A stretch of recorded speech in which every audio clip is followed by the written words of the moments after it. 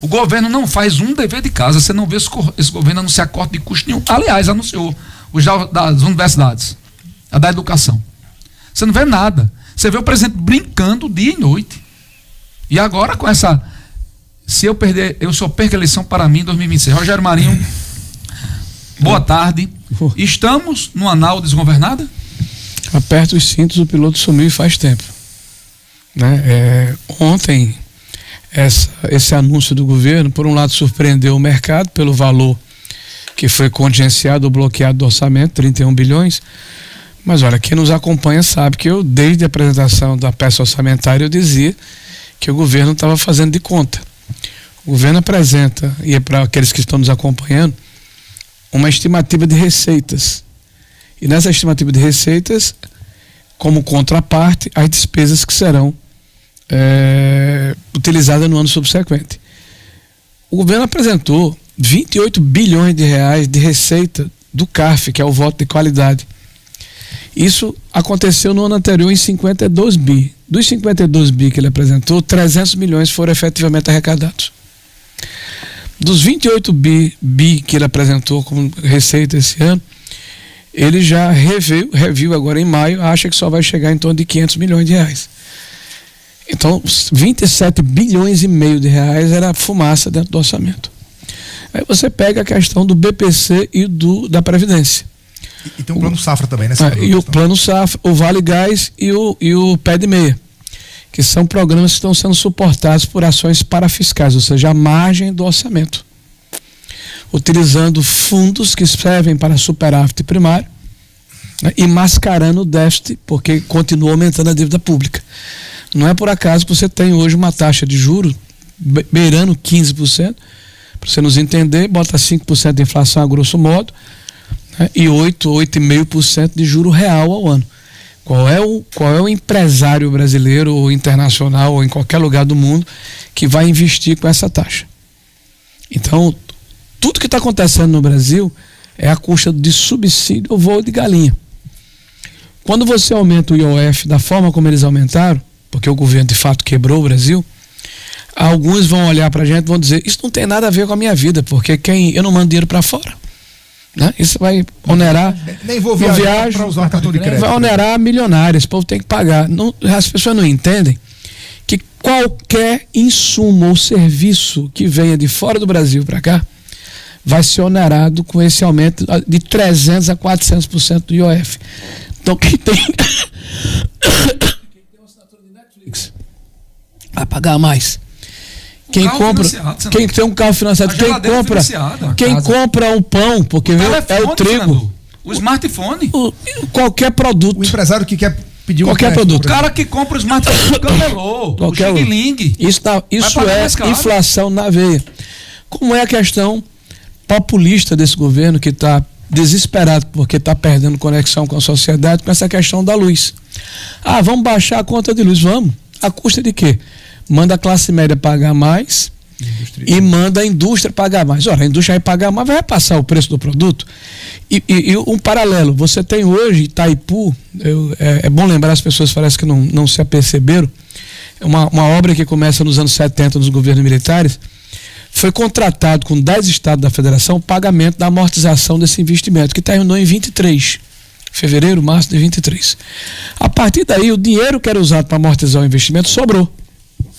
Eu estou falando de 4,5 bilhões de reais por ano. O que é que o governo do Lula faz? Evita a fiscalização, porque tem que ser feito uma espécie de convênio entre Paraguai e Brasil. A gente já está em 2025, não foi feito ainda esse acordo. E esses 4 bilhões e meio todo ano estão usando para COP 30, 1 bilhão e meio. MST, 700 milhões para a Universidade do MST. Janja Palusa, para pagar artista para a Janja ficar pulando feito maluca num picadeiro. Dinheiro para fazer convênio com prefeituras do Mato Grosso do Sul e do Paraná. Recursos para comprar terra para fazer assentamento de paraguaios, índios paraguaios que são colocados aqui e que não tem nenhuma relação com a nossa realidade. Então, se ele quer dar dinheiro de graça, a luz de graça para a população, utilize pelo menos o recurso que está sendo disponibilizado e não sobrecarregue a classe média. Esse governo é um desastre, é um governo populista, irresponsável. É um governo que não tem nenhum sentimento de país, não tem projeto de país, tem projeto de se perpetuar no poder. E o pior é que ainda falta 1 ano e 7 meses. As pessoas me perguntam o que é que a gente pode fazer. O que é que a gente pode fazer? Por exemplo, o IOF é um imposto regulatório, eles estão utilizando o imposto para fazer aumento de arrecadação. Eu estou entrando com o PDL, que é um projeto de um decreto legislativo, para assustar essa ação deletéria do governo do PT. Agora, vamos tentar sensibilizar os nossos Senador, essa semana o senhor participou de um programa na Globo News, o senhor e o líder do governo, o senador Jacques Wagner, das maiores personalidades do Partido dos Trabalhadores, governador da Bahia por 2 mandatos, ex-ministro de Lula, homem de confiança de Lula.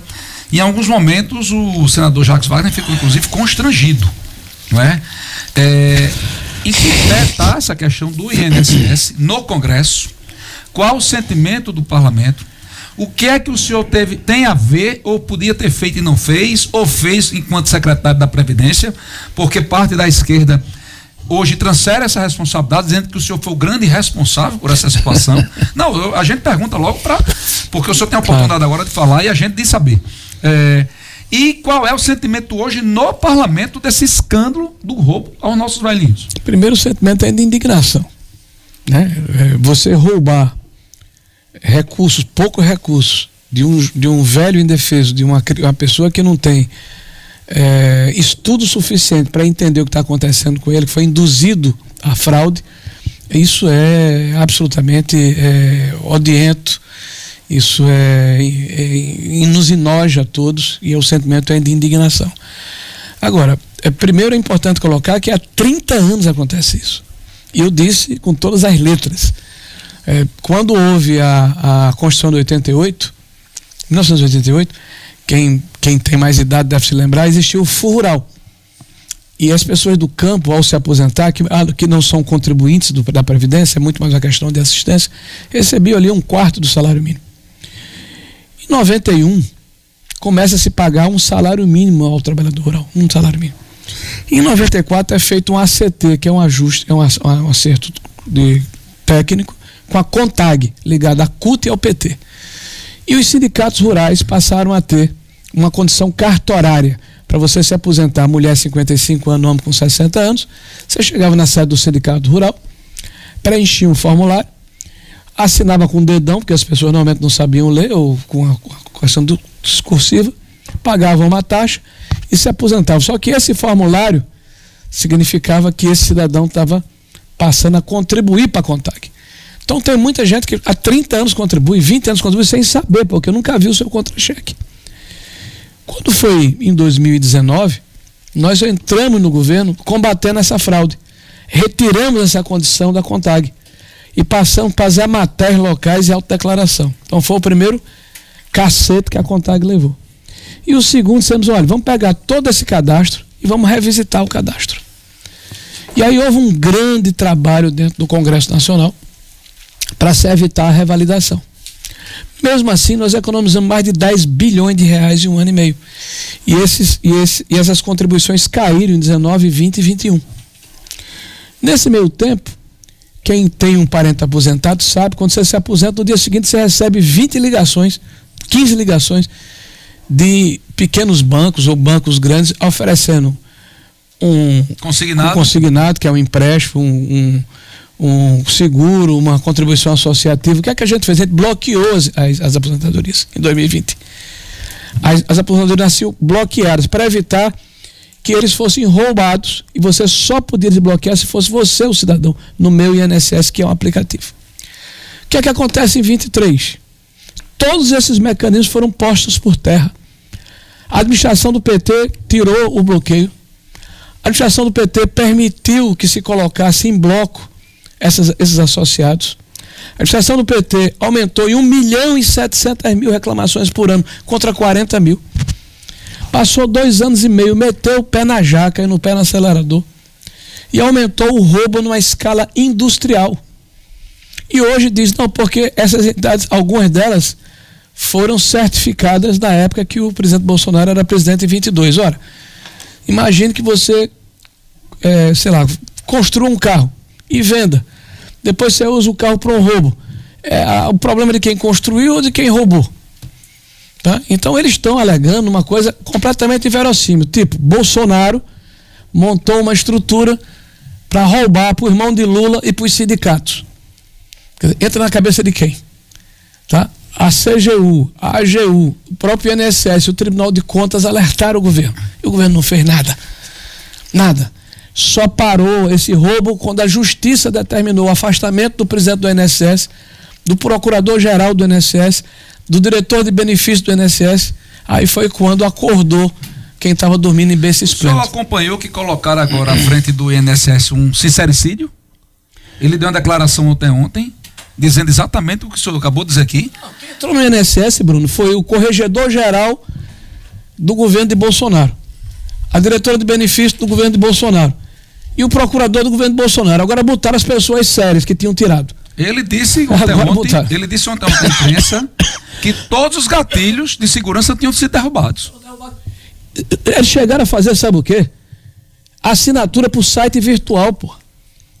Empresas que foram cadastradas em 24 botaram 180 mil associados de uma vez só. As empresas, todas elas que são ligadas aos sindicatos, não estão sendo investigadas pela AGU e pelo INSS, estão sendo pela polícia. Eles querem fazer uma investigação seletiva. Me desculpa até a indignação, porque é tanta disfarçatez, tá? Roubar velhinho a favor de sindicato, e não é por acaso, não é a primeira vez, faz 30 anos. Por isso que quando acabou o desconto obrigatório do imposto sindical de 2017, menos de 3% dos sindicalistas continuaram a contribuir. Por isso que eles estão brigando pela contribuição associativa. Por isso que estão brigando pela contribuição assistencial. Porque eles não representam o trabalhador. E com essa é a verdade. Com tanto dinheiro desviado, por que tão poucos nomes estão aparecendo? Porque estão fazendo uma investigação seletiva, Renato. Por isso que a gente quer a CPMI. No debate, alguém me perguntou: mas você tem alguma preocupação? Tenho. Eu tenho uma preocupação de que todos sejam investigados. Porque se tiver alguém que no governo de Bolsonaro deu aso a esse tipo de situação, ele tem que pagar também. É fake news que a esquerda está divulgando? No pedido para a instalação da CPMI, tem prazo de validade ou não? Como assim? Só pode investigar se for de 2023 para cá. Mentira. Mentira, não é isso, mentira.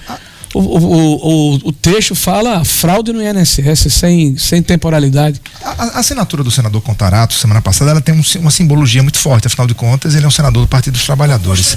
Eu lhe pergunto, senador, a imprensa dá conta de um mandado de segurança que a oposição foi ao Supremo pedir a instalação, inclusive como base até a própria CPI da Covid. A pergunta é a seguinte: o deputado Hugo Mota disse que tem várias CPIs à frente, é como se fosse um rodízio, por isso que ele não pode instalar. E o senador Alcolumbre, havia uma expectativa por parte da oposição da leitura desse requerimento na sessão do dia 26, o senador Alcolumbre disse que já jogou para o dia 17 de junho. Essa CPMI sai ou não sai, ou é uma CPI? Qual é o seu sentimento? Eu sou contra recorrer ao Supremo Tribunal Federal. Mas o mandato foi interposto. O que é inexorável é que vai acontecer, tá, 17 de junho vai acontecer. E deve ser mista. Eu sou contra que aconteça só na Câmara, só no Senado, para evitar justamente o aparelhamento. Então não será lida agora, mas no 17 de junho vai ser lida e vai ser instalada. Faltam 20 dias. Ok. E os fatos estão lá e são muito graves e não dá para varrer para debaixo do tapete. Então o senhor dá a CPI como certa? Dia 17 de junho nós teremos. Vou participar. O senhor como. É verdade que a deputada Tabata pode ser a presidente? Espero que não. Eu acho que a gente tem que ter uma CPMI isenta. E quem não pode ser aparelhada nem pelo lado nem pelo outro. Né? Que a gente tenha. Acho que o problema é muito sério. Você está mexendo com a vida de pessoas indefesas. Pessoas que não têm dificuldade de entender o que é um olerite, um contra-cheque, passaram a vida inteira sendo roubados sem saberem. Nós estabelecemos mecanismos de controle que foram todos retirados pelo PT, pelo Partido dos Trabalhadores, que coordena o INSS, pelo PDT.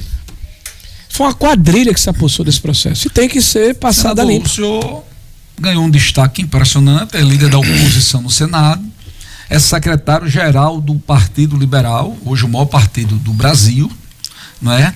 E seu nome já surgiu na imprensa nacional como um possível candidato a vice-presidente. Isso procede, não procede? Existe essa possibilidade? O senhor continua como pré-candidato ao governo? Como é que está a história, a vida política de Rogério Marinho? Olha, eu estou fazendo meu papel lá como líder da oposição, como secretário-geral do partido. Tenho viajado o Brasil inteiro, né? A última semana eu estive no Rio Grande do Sul, estive em Mato Grosso do Sul, né? Irei agora no final do mês agora para o Ceará, né? Num evento que o presidente Bolsonaro vai voltar a andar ao Brasil, né? Um evento de comunicação. O presidente Bolsonaro inclusive vai estar aqui no dia 12, 13 e 14 de junho aqui no Rio Grande do Norte para retomar aquela agenda, né? Amanhã o Rota vai estar em João Câmara, 9 horas da manhã, quem puder comparecer, o Rota 22 lá na ABB de João Câmara, na região do Mato Grande. Então esse é um trabalho que a gente tem feito dentro da nossa ação, da nossa atividade como líder da oposição e secretário do partido. Ninguém é candidato a vice-presidente, Bruno. Isso é um processo de composição de chapa majoritária. Eu não tenho nenhuma dúvida em afirmar que o PL vai ter candidato a presidente da República. E tendo candidato a presidente da República, que preferencialmente é Bolsonaro, ou quem ele indicar, né, não tem sentido, né, pelo menos na minha visão, nesse momento, né, um sanduíche de pão com pão, ou seja, dois do mesmo partido. A gente tem que ampliar. Então, Bolsonaro candidato, ou quem ele indicar do PL, naturalmente uma candidatura a vice-presidente teria que vir de um partido aliado. Hoje, por exemplo, me parece que o partido mais forte é a unidade, o P, né, que chama o P, né, que é o Partido Progressista e União Brasil, que hoje é um partido de uma estatura muito grande. Tanto o Rueda, presidente do União Brasil, como o Ciro, presidente do PP, estiveram com o presidente Bolsonaro essa semana e hipotecaram solidariedade ao projeto do presidente Bolsonaro para a presidência da República em 2026. Não, então, Ciro Nogueira ontem, inclusive, o presidente hoje de manhã deu declarações fortíssimas em suas redes sociais contra o governo Lula, diz que é DN. Dúvida, isso tem sido reiterado. Agora, minha candidatura hoje, ou pré-candidatura, desculpe, é ao governo do estado do Rio Grande do Norte. Eu acho que eu tenho uma missão a cumprir. Eu não tenho dúvida que é um desafio enorme governar o estado do Rio Grande do Norte. Eu acho que há mais de 20 anos gente dessa ladeira. O Rio Grande do Norte está cansado do mais do mesmo, né? Não adianta você administrar o estado e manter o estado na situação em que ele se encontra, de inanição, de prostração, de letargia. Um estado que perdeu o bonde. Quando você olha para os estados vizinhos, você verifica que eles saíram do lugar e nós estamos no mesmo ponto, em marcha lenta. Um estado que é hostil para quem quer empreender, para quem quer edificar, para quem quer chantar o investimento no estado do Rio Grande do Norte. Nós temos um ambiente aqui, um microcosmo aqui belicoso, né? E isso é ideológico, tá? E a gente tem que quebrar esse ciclo vicioso. Eu tenho informações, por exemplo, que tem mais de R$1,5 bilhão de outorgas procrastinadas, sobrestadas dentro dos órgãos ambientais do Rio Grande do Norte. Você imagine isso multiplicado por 40, porque o investimento é 40 vezes mais. Você seria para pagar, né, os emolumentos, as outorgas. É que teria 1,5 bi de licenças engavetadas, empurradas com a barriga dentro dos órgãos ambientais no Rio Grande do Norte. Demoram muito aqui, a gente sabe isso. 30, 40 bilhões de investimento que não acontecem graças à hostilidade, ao perfil ideológico dos órgãos ambientais de controle aqui no estado. Você tem uma situação em que o estado ele virou um pagador de folha de pagamento. E isso é alardeado como se fosse um grande feito. Olha, estou pagando o salário em dia. Isso é obrigação, gente. Né? Nós precisamos gerar emprego aqui, gerar desenvolvimento, recuperar a infraestrutura, melhorar a prestação de serviço. O Rio Grande do Norte é o último colocado no IDEB da educação. Né? E temos uma professora há 6 anos e meio governando o estado. Quando as pessoas falam a respeito disso e se acostumaram, acham que isso é normal, não é. Não é. Eu ando o Brasil e vejo que as pessoas olham para o estado do Rio Grande do Norte com pena, com constrangimento. O que poderíamos ser e não somos. Então eu sou pré-candidato ao governo do estado, não é porque eu quero posar aqui de governador. Para mim é mais conveniente até ficar numa zona de conforto. Eu tenho mais 6 anos de mandato. Tá? Mas eu acho que é uma missão.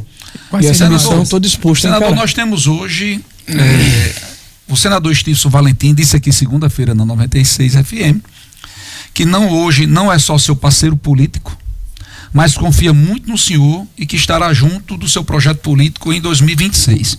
Então o senhor tem uma parceria firmada e consolidada com o senador Stilson Valentim, que lidera todas as pesquisas de todos os institutos para o Senado.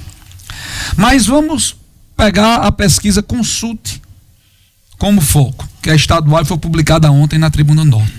Nós temos 4 candidatos ao governo, pré-candidatos. Nós temos 3 pré-candidatos confirmados e um que não diz que é pré-candidato, mas é mais pré-candidato que todos. Eu estou falando de Alisson Bezerra. Ele disse que não é candidato, não é pré-candidato, mas é mais pré-candidato do que todos. Inclusive passa nesse momento por sérios problemas de acusações. Nós temos Álvaro Dias, ex-prefeito de Natal, saiu com 60% de aprovação da gestão, confirmando que continua pré-candidato ao governo. Nós temos Carlos Eduardo Xavier, que deu informações, declarações mais uma vez hoje de manhã, que é pré-candidato, alinhavado pela governadora do estado, pelos secretários e coordenadores políticos do PT, que ele é o candidato no ano que vem. E nós temos o senhor. O senhor acredita nessas 4 pré-candidaturas? O senhor acha que tem possibilidade de composição do centro-direita e a esquerda sair só com candidatos, que afunilaria de 3 para 1 candidato? Uma diferença entre o possível e o ideal, né? O ideal é que aqueles que estão dentro do espectro ideológico no centro-direita se componham. E é o que a gente vai tentar fazer. O senhor tem entendimento com o Álvaro Dias? Nesse aspecto, eu tenho muita humildade de buscar sempre essa interlocução. O Paulinho Freire, o Álvaro Dias, o Estivos, a gente tem conversado sempre. E espero brevemente poder começar a conversar com o Alisson. Agora, todas as candidaturas são legítimas, né? São pessoas que têm partidos políticos, que têm trajetórias políticas, que têm afinidade e conexão com um determinado segmento, né, da sociedade. E nós temos 2 turnos eleitorais. É evidente que nós vamos trabalhar para tentar condensar, para tentar fortalecer um campo político. Tem muito longe ainda, né? A gente até precipitou um pouco esse processo. Nós estamos no mês de maio do ano que antecede a eleição. Via de regra, as pessoas falam que essas composições, elas são amadurecidas nos alpendres do mês de janeiro, de verão, né, do próximo ano. Mas eu não poderia deixar de abrir a discussão, dado a premência da situação em que o Estado se encontra. O Estado, ele precisa, pelo menos, imaginar que pode ter alguma mudança no futuro. Tá? As pessoas que moram no Rio Grande do Norte precisam ter a possibilidade de sonhar com alguma coisa diferente. Veja, eu não sou aquele que é o salvador da pátria, mas eu tenho, Bruno, a convicção de que tem um caminho, inclusive de medidas que poderão não ser as mais populares, mas necessárias para que o Estado deixe de ser apenas pagador de folha de pagamento, que isso é uma obrigação, tem que ser pago, e passe a ser um indutor do desenvolvimento e recuperador do prestígio que o Estado precisa ter para atrair parceiros que vão empreender, que vão edificar e que vão gerar oportunidade de emprego e renda de desenvolvimento do Estado do Rio Grande do Norte. O senhor está com um bottom aí, anistia já. Eu ia perguntar isso. A última entrevista que o senhor nos concedeu aqui, há quase 90 dias atrás, o senhor disse que acreditava que o projeto da anistia seria pautado na Câmara de Deputados. O deputado Hugo Mota até agora empurrou com a barriga. Ao mesmo tempo, essa semana surge a informação confirmada pelo secretário de Estado americano que o ministro Alexandre de Moraes pode sofrer sanções do governo americano. Qual a sua opinião sobre isso? O senhor acha que o caso do ministro Alexandre de Moraes é de sanção? Como está o projeto da anistia?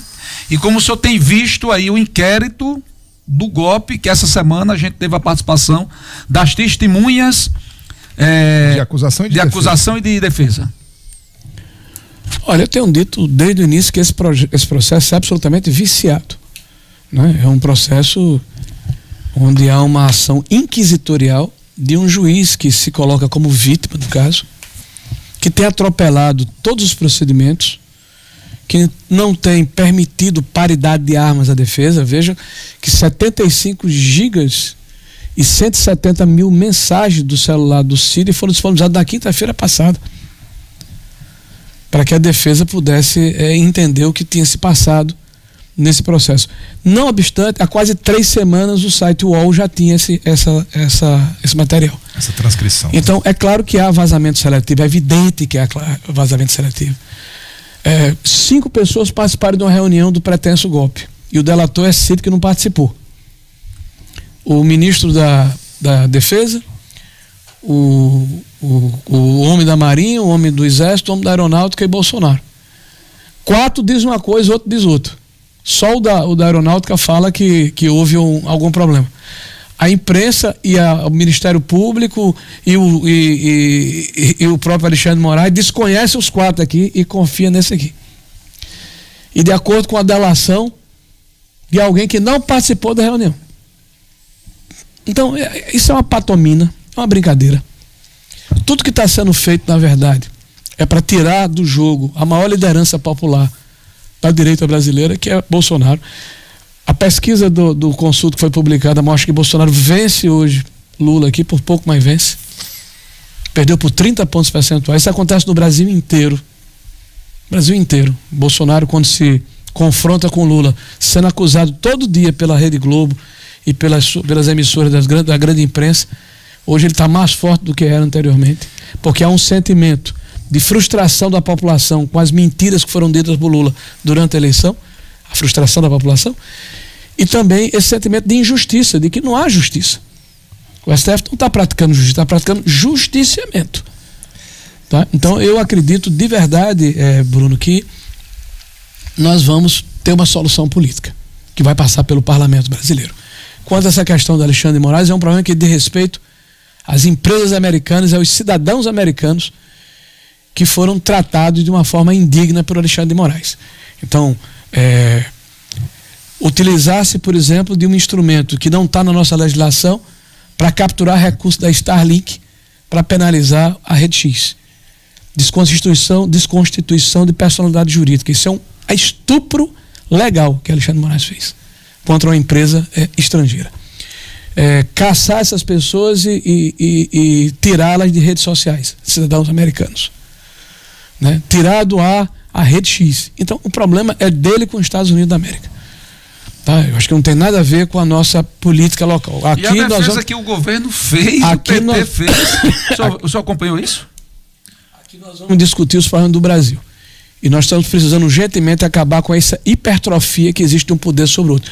É muito ruim, cidadão brasileiro está me ouvindo aqui, natalense, que o Supremo Tribunal Federal diga e vote um acórdão de que não há conflito de interesse quando há um julgamento de uma ação que um parente, um cônjuge, uma esposa, um filho de alguém do Supremo Tribunal Federal está sendo julgado e ele, ministro, está julgando essa ação. Qual é a possibilidade de que vai haver imparcialidade nesse tipo de julgamento? Mas esse é o tipo de moral que está sendo imposta de cima para baixo para a gente. Olha, o Lauro Jardim acaba de publicar, eu não vi a entrevista toda, eu vi um recorte da entrevista de Janja. Eu também só vi um recorte aqui. Acreditem se quiser, ela confirmou que o modelo chinês é o modelo ideal para a regulamentação das redes sociais. Gente, olha aqui o que ela escreveu, né, sobre as redes sociais. A China tem toda uma regulamentação sobre redes sociais. Se não seguir a regra, tem prisão, é preso. Liberdade de expressão, pô. Não, senador. Lá é censura. Nós estamos falando de uma ditadura. É uma ditadura. E esse é o modelo que a Janja quer trazer para cá. Isso quem disse, Luiz Henrique e Renato Bahia, foi a primeira dama do Brasil.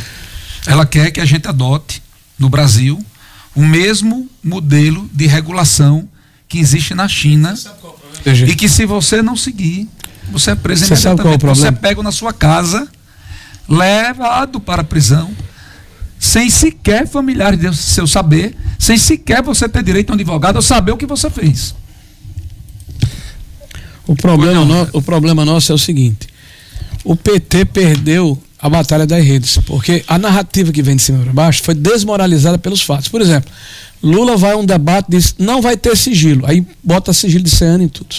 Não vou indicar um amigo para o Supremo Tribunal Federal, indica um comunista, que é o Dino, né, amigo dele há 30 anos, e o outro o advogado particular dele. Tá? Reconhecendo e dizendo que está indicando porque estou botando que é o meu cara lá dentro do Supremo Tribunal Federal. Tá? Ele disse que vai dar picanha pro povo, está tirando o ovo do povo. O ovo do povo. Né? Então, essas contradições que o governo tem feito, o roubo que está acontecendo nas estatais, as estatais dando prejuízo. Né? Veja o que está acontecendo com os Correios. Olha o que aconteceu com os fundos de pensão. Você sabe quem é que está presidindo o maior fundo de pensão brasileiro? Que é a Previ, que tem 270 bilhões de reais de patrimônio. Um cara que foi durante 14 anos presidente do Sindicato dos Bancários de São Paulo. Sabe qual é a especialização dele? Não é finanças públicas, não. Ele é especialista em história asteca. No ano passado foi 14 bilhões de reais de prejuízo. 14 bilhões. Vamos esperar o que vai acontecer esse ano. Então, a malversação de recursos públicos, o desprezo, a corrupção generalizada, o aparelhamento da máquina pública, a forma descuidada com que se gere a economia, e isso está repercutindo diretamente na população mais pobre, que é isso que protege. Pergunta a dona de casa que está nos ouvindo aqui, o que é que ela comprava em 2022 e com o aumento real do salário mínimo, o que é que ela compra em 2024? Depoimento de um empresário aqui de cassinicultura. Temos projeto no Rio Grande do Norte, deixamos o projeto no Rio Grande do Norte e estamos investindo agora em Barra de Camaratuba, aqui vizinho, na Paraíba, porque a burocracia que encontramos aqui é infinitamente menor do que no estado do Rio Grande do Norte. Já adquirimos terrenos e daqui a 60 dias estaremos iniciando as obras, implementando depois.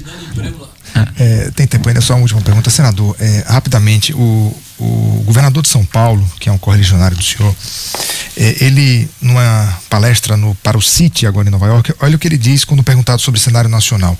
O Brasil precisa de uma reforma orçamentária que desvincule receitas e despesas para liberar recursos para investimento, a desindexação do salário mínimo, mais privatizações e a revisão de benefícios fiscais. Não está na hora de ter esse nome, senador, porque para além da questão da anistia e do processo do Supremo Tribunal Federal, o ex-presidente continua inelegível. Dá tempo em 14 meses de fazer Bolsonaro, e tem atmosfera política e jurídica para isso? Não é tempo de ter um outro nome, de trabalhar esse outro nome? Senador, rapidinho, por favor. Não, a resposta. Eu perguntei sobre o olha, primeiro, Luiz, nós não vamos abrir mão da maior liderança política que deu voz, vez e identidade à direita brasileira. Tá? Então, a nossa formação muito clara, eu estive inclusive com o Tarcísio e Bolsonaro ontem, juntos. Passamos a tarde juntos. Tá? E Tarcísio esteve com ele para dizer exatamente o seguinte: eu votarei no senhor ou em quem o senhor achar que eu devo votar. Por lealdade, por reciprocidade, por entender que a sua orientação vai ser a orientação que vai estar afinada com os legítimos interesses do nosso país. Tá? Então nós vamos aguardar o momento oportuno e o nosso candidato é Bolsonaro. Senador Rogério Marinho, obrigado pela participação. Amém. Renato Bahia, Luiz Henrique. Bom fim de semana a todos. Gente, uma ótima tarde para todos vocês e até segunda-feira, se Deus quiser.